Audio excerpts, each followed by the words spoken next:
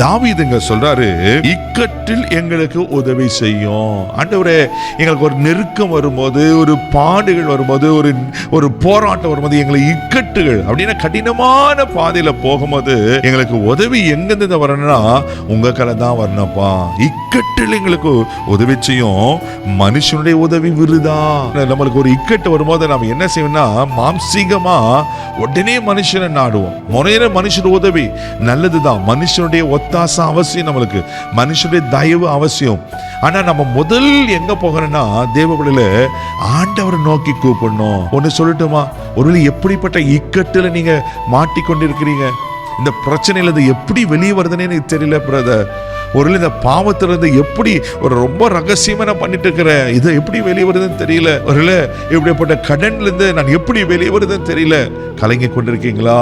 பயப்படாதீங்க, உங்களை விடுவிக்கிற ஒரு ஆண்டவர் இருக்கிறார்.